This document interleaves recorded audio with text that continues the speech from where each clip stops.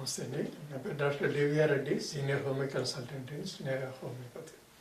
ఈరోజు మనము వేసవి కాలంలో వచ్చే ప్రాబ్లమ్స్లో ఈ పింక్ ఐ అంటారనమాట, కళ్ళు ఎర్రబడడం లేదా కళ్ళ కలకాంతం, దాన్ని కంజంక్టివైటిస్ అని కూడా అనొచ్చు.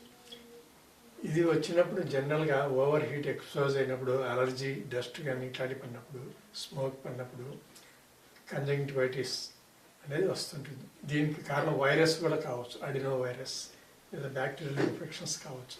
ఇట్లాంటివి ఏమైనా వచ్చినప్పుడు కళ్ళకు అనేది జరుగుతుంటుంది. సో ఇలాంటప్పుడు మనం ఏం జాగ్రత్తలు తీసుకోవాలంటే, ఎక్కువ కళ్ళు రుద్దడం చేయకూడదు. తర్వాత హ్యాండ్ వాష్ చేసుకుని నీట్గా పెట్టుకోవాలి చేతులు. తర్వాత సోప్స్ కానీ కెమికల్స్ ఏం తగలకుండా కంటికి జాగ్రత్తగా చూసుకోవాలి. కళ్ళు కూడా ఎప్పుడు ఇట్లా రుద్దడం చేయకూడదు.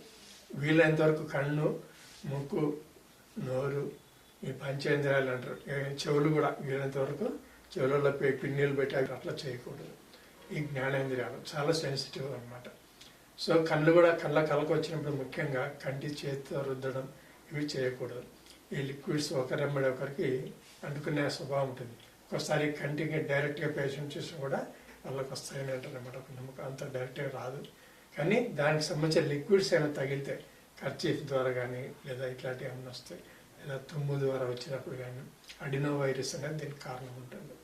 సో ఇట్లాంటి సందర్భాలలో ముఖ్యంగా వేసవిలో వచ్చే కళ్ళకు ముందు వీలైనంత వరకు రెస్ట్ ఇవ్వడము, ఎండకు ఎక్స్పోజ్ కాకుండా ఉండడము, తర్వాత చేతులతో కళ్ళు నలపడం చేయకుండా ఉండడం. ఒకసారి అలర్జీకి సంబంధించింది అయితే దురదలు ఎక్కువగా ఉంటాయి అన్నమాట.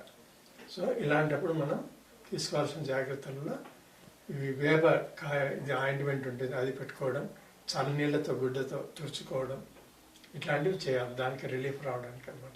అంతేగాని కళ్ళు పెట్టి ఊరికే రుద్దడం చేయకూడదు. ఈ జాగ్రత్తలు పాటించండి. కన్ను చాలా ఇంపార్టెంట్ అయిన ప్రధానమైన అవయవం.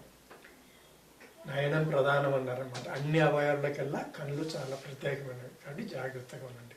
వేసవిలో మీరు ఎండలకు ఎక్స్పోజ్ కాకుండా అవసరమైతే సన్ గ్లాసెస్ పెట్టుకోండి, డస్ట్ పడకుండా చూసుకోండి. నమస్తే.